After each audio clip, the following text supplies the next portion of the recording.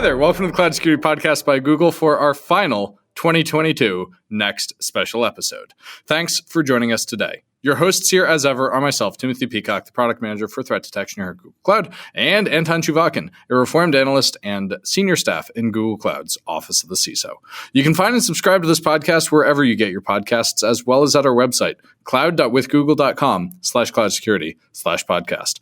If you like our content and want it delivered to you piping hot every Monday afternoon, or whenever we have a special episode, and listeners, there are at least a few more coming up this year, please do hit that subscribe button. You can follow the show and argue with your hosts on Twitter as well, twitter.com/cloudsecpodcast. Anton, we have your boss on the show today, which is super fun, and returning guest who I think I adore, and I hope our listeners adore, Phil Venables. Exactly. And moreover, the topic is really exciting. It's Phil's reflections on 1 year of Google Cybersecurity Action Team, or GCAT. That's what we don't usually say. We use the full description. You're not allowed to GCAT them, right? You have to say Google Cybersecurity Action Team. I think we're allowed to GCAT it, but we're ultimately not doing it. We are choosing not to do it. Well, but of course, my reflection on GCAT, which I can do very quickly, was that it's a bit of a secret, but I was sort of tasked with figuring out a way to make a logo for GCAT. So you can, if you have to blame somebody for GCAT logo, you kind of have to blame me. Well, it's nice to know who to blame for that one. I have been really impressed with GCAT over the past year, in part as a source for some of the funding for some of the things we want to build. So I'm very grateful to GCAT as well. With that, let's turn things over to today's guest. And with that, welcome Phil Venables, VP and Chief Information Security Officer at Google Cloud. Hey, great to be here. Really great to be back again. I'm not sure how many episodes I've done now, but it's great to be back. Perfect. And this is kind of an anniversary episode to talk about GCAT, Google Cybersecurity Action Team. And GCAT is your brainchild. I keep thinking of it as kind of you being a spiritual father of GCAT. And it's 1 year old. So what comes to mind first when you reflect on this? Well, I think, I wouldn't necessarily claim it was kind of all my invention. It's like a lot of things in any organization that, a lot of good ideas come from the collective inspiration of the many. So, yeah, we're 1 year into the Google Cybersecurity Action Team, which was really formed to provide a much more integrated set of support across the entire life cycle of how any type of customer onboards and makes effective, secure use of Google Cloud.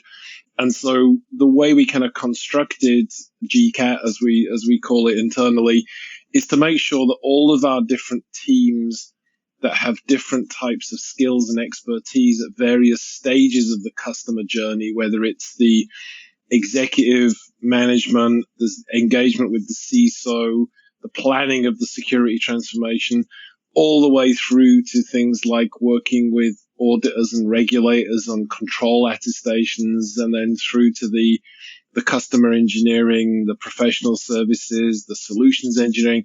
So all of those things. And so what we did with GCAT was really take all of those existing great teams, expand them, align them together so customers could consume one unified integrated service as part of their onboarding with the cloud. And I think, 1 year in, we've expanded the teams, we've created that alignment, we have a much more integrated solutions catalog, and we're getting a lot of great feedback from customers, which is why we did it. So that's great. Right. And I think to me, it makes sense. And it's interesting. You mentioned helping customers. And sometimes we have clients come to us and they say, hey, how does Google do it? And then we give them this information and they say, but we're not Google. And it's almost like a bit of a paradox, right?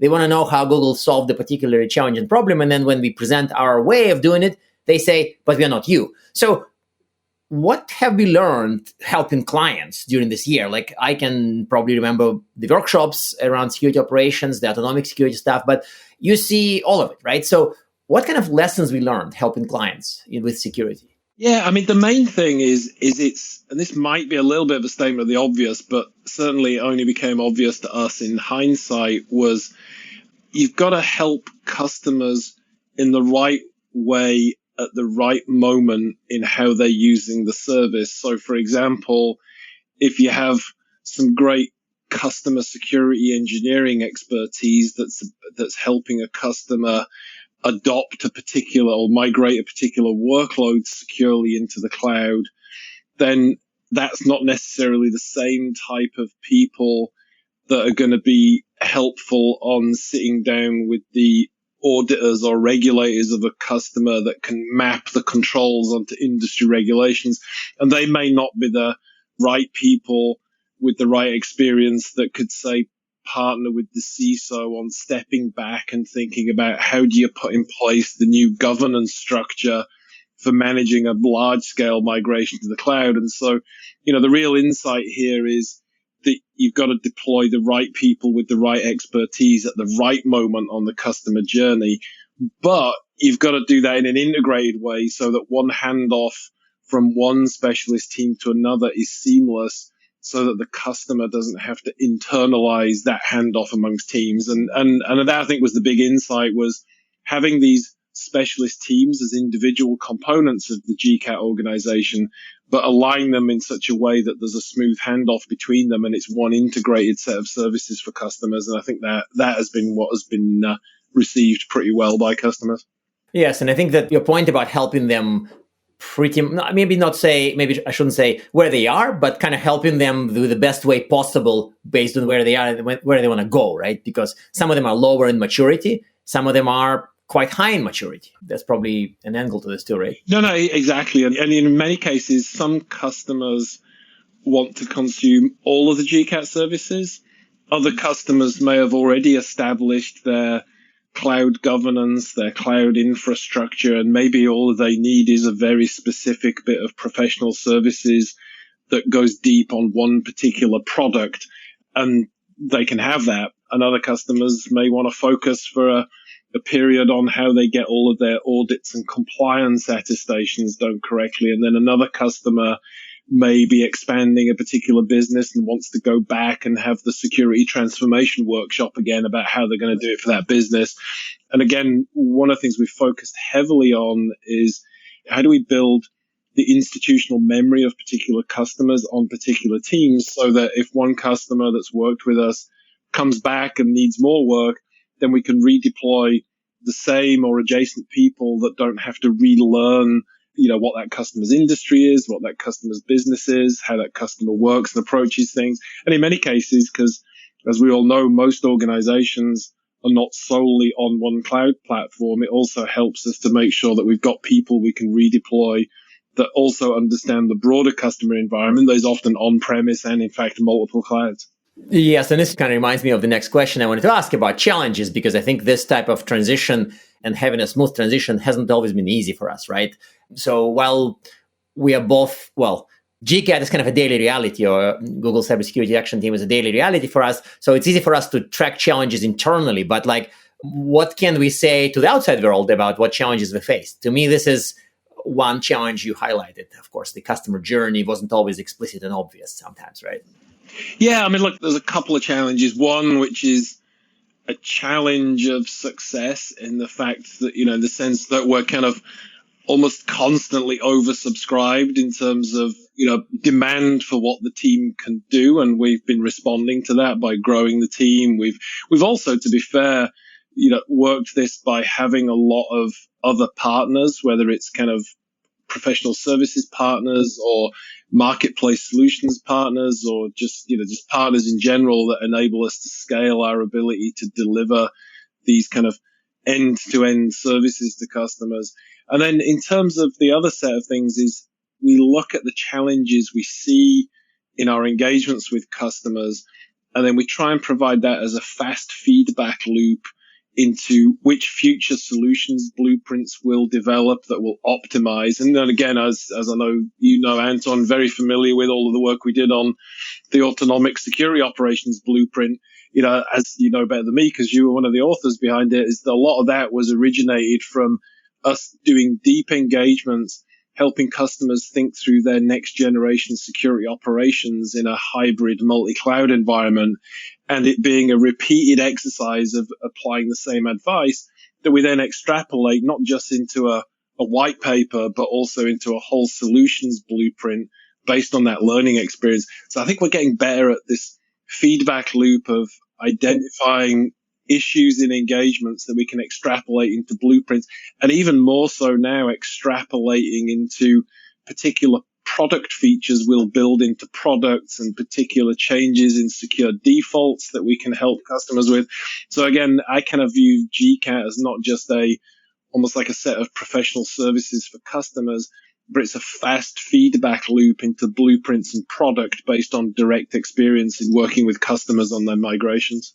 Yes, and I think that your point about feedback loop is quite dramatically playing in kind of my own work, right? Around ASO, autonomic security operations, we're trying to quickly put together some of the lessons in our work on autonomic data security, right? So we already know over some of where we would trip learning from ASO. So we're trying to make the data security journey to be smoother, and then eventually influences the products as well. Yeah, no, I think that's exactly right. I mean, every engagement is a feedback opportunity, right? So I want to shift gears briefly and mention the other proud achievement of GCAT, of Google's Cybersecurity Action Team, namely Threat Horizons reports. By the time this airs, we would probably release our 4th report.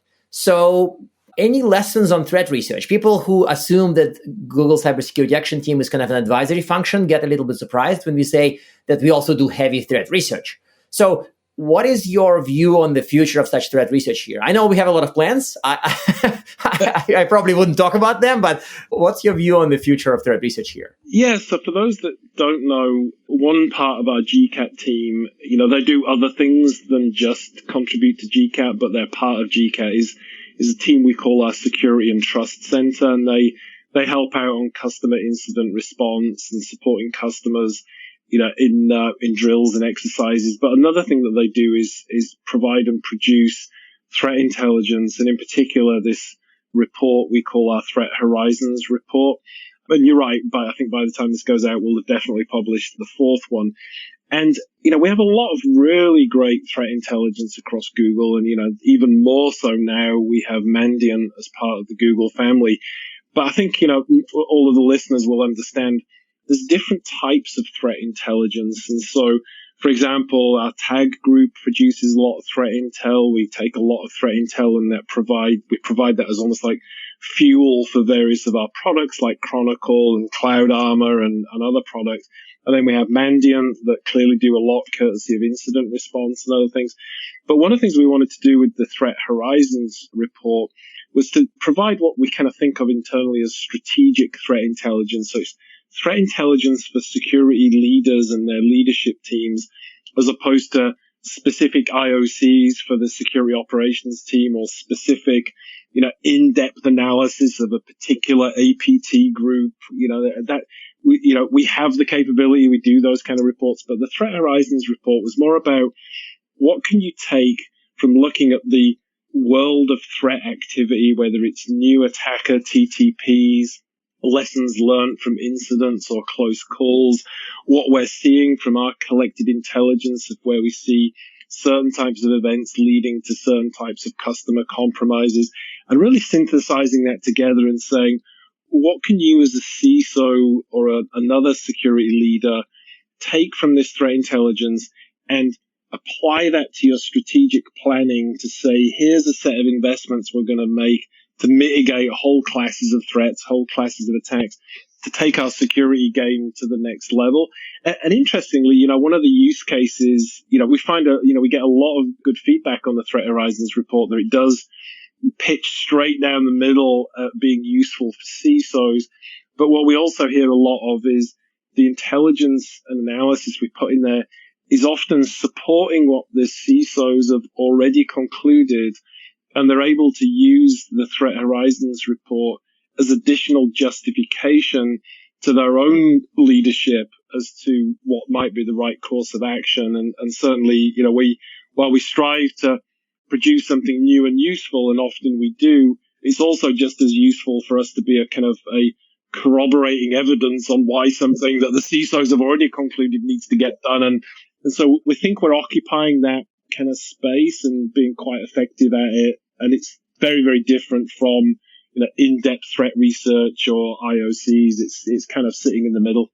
Right. I mean, we clearly would not impress people with just the volume of indicators because, we have an impressive bucket of indicators, but ultimately that's not where the magic is. Yeah, exactly.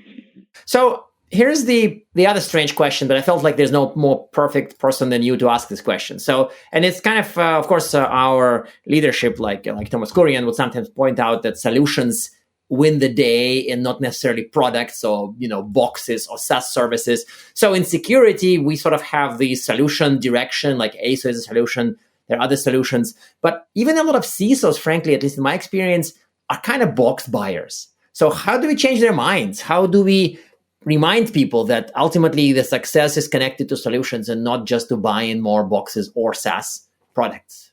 Is it too fuzzy? Or I know, sorry, it's a bit too philosophical to ask. Yeah. No, I think I know where you're going. I mean, essentially, as most people know, our kind of thesis is security that's built in, not bolted on after the fact. That while there will always be a market for security products, we really strive to have secure products. And so I think there's two ways of looking at this. Is really what we want to keep doing is producing a platform where customers can buy a platform or a solution that has security built in, but in an environment where they're living in multiple clouds, there's a combination of on-premise, there's probably multiple SaaS services.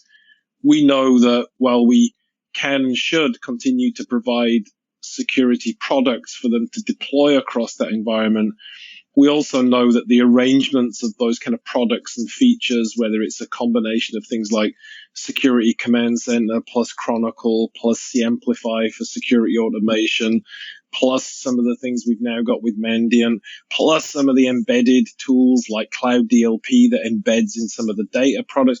So there's a whole set of components and features and products that, exactly as you and Iman did with autonomic security operations, and as you and John have talked about on kind of autonomic data security, the real value you get is about the 1 + 1 is greater than 2. It's how do you piece together the features and components in ways that provide even greater value than the individual parts. Yes, so in that sense, solution is almost like, I'm not sure why I'm using magic all that much today, but like it's a magic that connects capabilities, products, secure defaults, and other things in the coherent story that customers can experience. Like the solution ultimately becomes that connecting tissue and connecting story, right?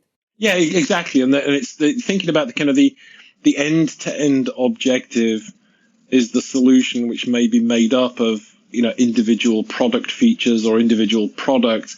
Now, of course, the interesting question for all platform providers is how much do we turn those solutions into singularly integrated solutions? How much do we further embed it in the platform? And so at one level, having a solution is great, but another level, having a solution might be a sign that we need to do more product and platform integration. And in fact, that tension that exists there is yet another feedback loop that will drive improvement in platform, and it'll actually drive improvement in even more solutions that can help piece together more things in a more end-to-end way. Yes, actually, that does make sense to me. So thank you for this. Is actually, I have a picture in my mind now that's a lot crisper than it was before. So thank you for doing this. So hopefully our audience gets the same. So I want to shift gears a tiny bit and kind of remind everybody of Phil's favorite. Well, it's kind of my favorite, and I'm sure it's Phil's favorite too, post about 8 megatrends. And personally, I've shoved it in a lot of faces to remind people that cloud is in fact more secure in many regards, and it's becoming more secure. And people have occasionally produced shocked reactions, but I feel like the post makes the crispest argument I've seen, kind of like from all the arguments, that cloud is not only more secure, but it's becoming more secure. So, but the post is a few months old. So how do you think it aged? So do you think the insights are mostly current? Is there the 9th mega trend? Is there an update? Just curious about it. Like everybody should read this post, by the way. No, so it's interesting, and we'll definitely kind of link it in the show notes. And it's obviously, I think if you Google megatrends, it's up there in the top few of the Google links. But it's definitely, the 8 megatrends that we identified, which, as you describe, Anton, are these things that just these basic forces that drive cloud to get more and more secure, whether it's economy of scale or various other attributes, are definitely, we've not seen that there's any more than these 8 megatrends so far, at least. And we've definitely, in every opportunity, we talk about these, and it's certainly a great means of explaining why cloud grows and evolves in a more secure way. And in fact, not just security, it's resilience, it's kind of other types of risk mitigation. And so I think the megatrends have proven stable and actually and continue to resonate with people as they think about that. But what's interesting is each event and each discussion point, brings to the fore different types of megatrends. So, for example, I was in a conversation today where we were talking about cloud as the digital immune system, which is one of the megatrends. The fact that we ship hundreds of updates every month informed by threat research, customer feedback, some of the things we've been talking about today around feedback from customer engagements of where people want a particular product feature. We build that into a product, and it isn't just that customer that benefits from that. By definition, the entire use of the cloud platform benefits from that. And this feedback loop is getting faster and faster over time. And again, that's just one example of a megatrend that continues to fuel this drive of more security. Another one that comes up quite a lot, and I was in Europe for the past couple of weeks, spending a lot of time with EU customers and governments. And so the big topic of digital sovereignty comes up, which is, how do you think about localizing data in countries? And again, that's a useful construct and a useful megatrend for cloud. As cloud becomes more geographically dispersed because of its scale, it's able to support more digital sovereignty controls. And then because of the economy of scale that lets us invest in more advanced encryption technology and key management, we're able to support data residency controls implemented through cryptographic controls, which again is another thing that typically organizations have never really been able to justify the expense in an on-premise environment. So I think, to answer, the short version of that answer is, I think the 8 megatrends remain consistent and continue to be a tool that, an explanation that resonates with a lot of people about why these trends push cloud security forward. Right. And I think even occasionally people bring up a counter argument about concentration risk, right? And we are planning to address it in new papers and new content. To me, this concentration risk doesn't really derail this. To me, concentration risk is a risk to handle, but ultimately cloud does reduce risks. The mega theme is that moving to cloud reduces your risk. This is kind of the story. Yeah, exactly right. And you're right. And we hear that question about concentration risk. And in fact, when we think about digital sovereignty and we break out digital sovereignty, not just into data sovereignty where you store your data or your operational sovereignty of where you get your support from, of which countries that support comes from. The third sovereignty element of software sovereignty, which is part of our mega trend of sovereignty, leads to portability, interoperability, adherence to open source and open standards, which ultimately is the path to mitigate concentration risk. So everybody has a choice of how concentrated or not they want to be across cloud providers, across on-premise. And the key to that is software sovereignty, which ultimately comes down to portability of workload driven by open source and open standards, and having all cloud providers, in fact, all IT providers really commit to open source and open standards in reality as opposed to in name only, I think is ultimately going to be the answer to concentration risk. I like that. And I think that's something that probably changes some of the security leaders' thinking, because they're kind of stuck in this like, oh my God, all eggs in one basket.